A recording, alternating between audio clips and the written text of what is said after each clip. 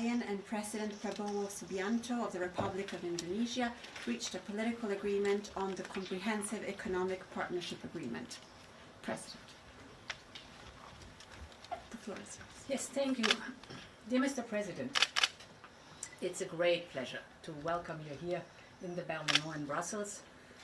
This is our first meeting here in Brussels and hopefully one of many to come, because Europe and Indonesia have a lot in common. We are both vibrant and diverse democracies. As a matter of fact, we found out that Indonesia's national motto is unity in diversity. One of our core sentences in the European Union is united in diversity. So we share common values and ambitions. For example, we are both committed to a clean energy transition that leaves no one behind. And I'm so glad that our Just Energy Transition Partnership is a success.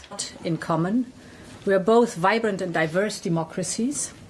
As a matter of fact, we found out that Indonesia's national motto is unity in diversity. One of our core sentences in the European Union is united in diversity. So we share common values and ambitions. For example, we are both committed to a clean energy transition that leaves no one behind. And I'm so glad that our Just Energy Transition Partnership is a success. Mr. President, we're living in turbulent times, and when economic uncertainty meets geopolitical volatility, partners like us must come closer together. So today we're taking a big step forward in this partnership, and we're doing so in three key areas. The first is trade.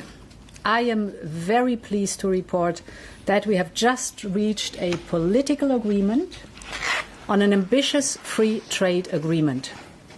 It's a comprehensive economic partnership agreement. We call it CEPA. After 10 years of negotiations, we have achieved a breakthrough. So, Mr. President, I want to thank you for your leadership. Together, we are sending a strong message about the importance of predictable, long-term partnerships.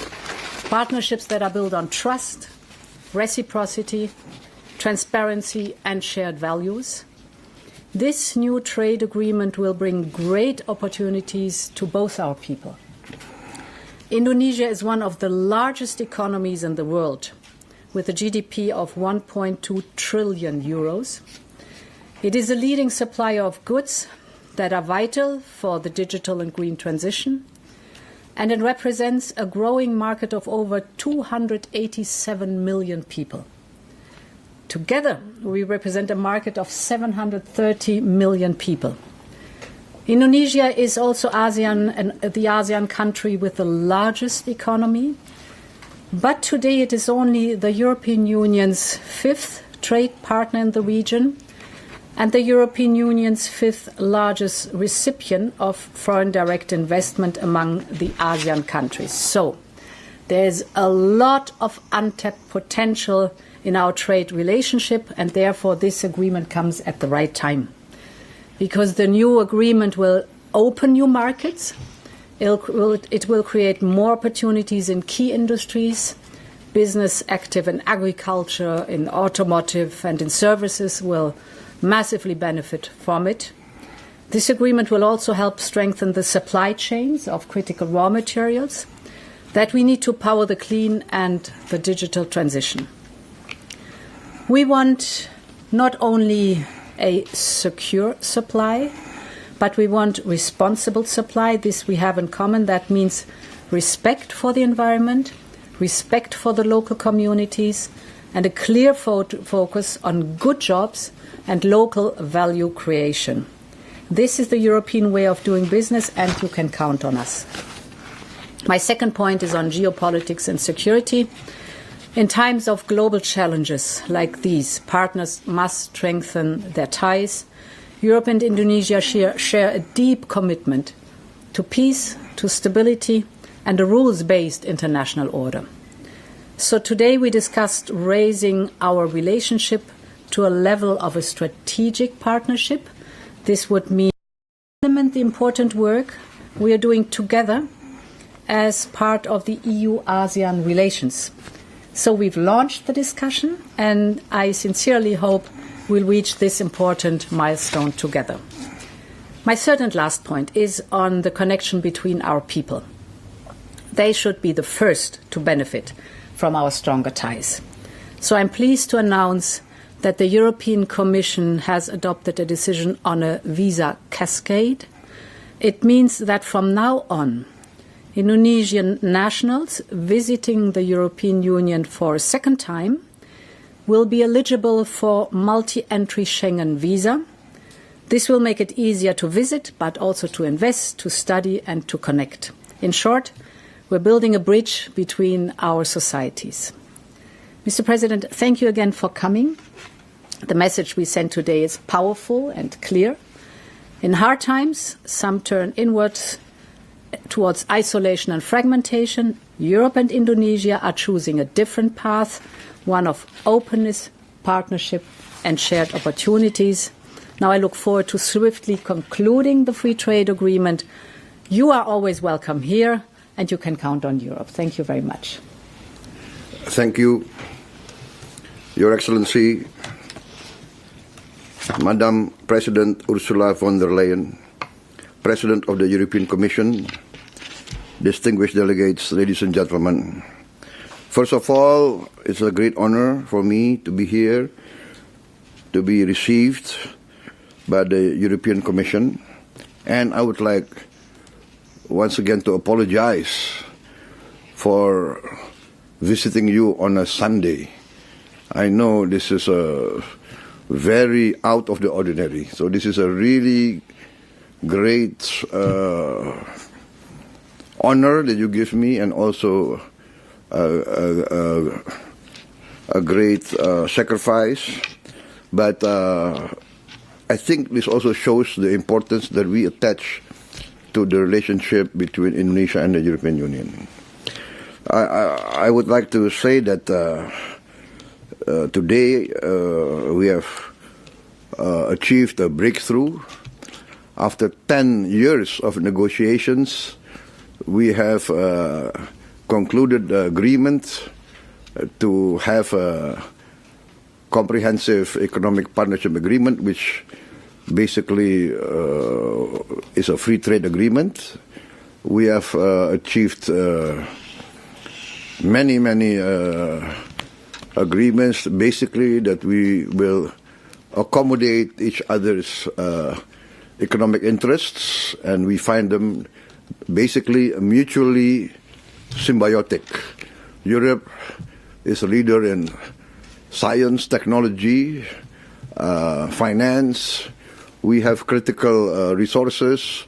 So the partnership between Europe and Indonesia, Indonesia also being a large part of ASEAN, I think this will be very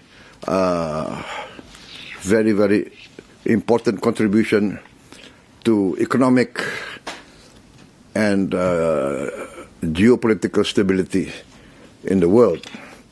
We consider Europe to be very important for us. That's why we would like to see more European presence and more European participation in our economy. And I'm very happy to see our respective ministers and commissioners achieving, I would say, strategic breakthroughs, so that basically we have no item of disagreement between EU and Indonesia, right? That's basically the conclusion that we have today. So I'm very happy. I think in this era of instability or confusion, I think we are setting a right example. Yeah. Once again, please be assured that we in Southeast Asia, especially Indonesia, we really consider Europe to be very important in providing global stability. Europe is still, in our opinion, a leader in many aspects of modern life, we still look towards Europe. Maybe not many of us would like to admit it openly, but I am here, I admit openly, we would like to see a stronger Europe, and we want to work with Europe. So I think basically that is what I would like to say, and I hope when we implement these agreements, we can sign the implementation agreement, if possible, here in Brussels again. That gives me another chance to visit Brussels. Thank you very much, Your Excellency. This is a happy day for me. Thank you very much. Thank you. Thank you. Madam, Thank you very much. Thank you very much to both. We will now be ready to take a couple of questions, given the interest in these matters. Christian, you have the floor first. Thanks a lot. Christian Feld, ARD German Television. It's a question to President von der Leyen on President Trump's letter. Tomorrow, the first set of countermeasures will kick in that were suspended. Of course, you have to synchronize with the member states, but what is the Commission's position on that? Keep them suspended until August or let them come into effect? Thanks a lot.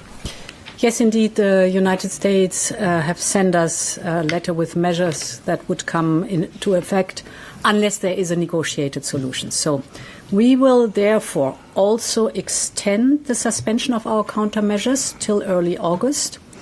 And at the same time, we will continue to prepare further countermeasures so we are fully prepared. Very important in this is always the second and the third element. The second element is to diversify our trade relationships. So this big and important political agreement on a free trade agreement with Indonesia is today a huge milestone forward and shows that we are looking for new open market. And the third element, of course, is working on the single market itself, deepening the single market, because this is our safe harbor. You want, President, you want to add? No? Then we will take a second question. Second question, Francesca. Madam President, Francesca Basso, Corriere della Sera. You received the letter from US. You always choose the dialogue as a strategy, but apparently is not paying off. So what is your reaction to this letter that has some strong tone? Thank you. So we have, as you know, a two-track approach. It's very important. We have always been very clear that we prefer a negotiated solution. This remains the case, and we will use the time that we have now till the 1st of August. And on the second track, since the very beginning, we have worked and now are ready to respond with countermeasures. We've prepared for this, and we can respond with countermeasures if necessary. So this two-track approach pays off because we are prepared. Thank you very much. I think we have taken our couple of questions. There's another hand I see. Yeah, you want to? You want to ask to me or not? Yes. Ask please, Mr. President. Please don't ask a hard question. Thank you.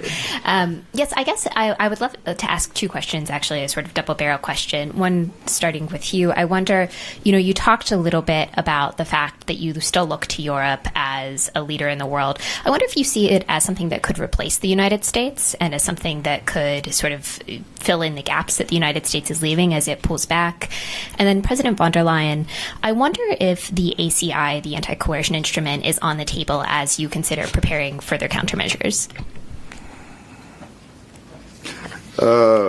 No, I think United States will be always a very important leader in the world, but I consider Europe to be also a very important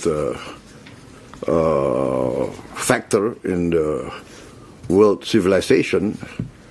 The history of Europe, Europe is in the leading edge of many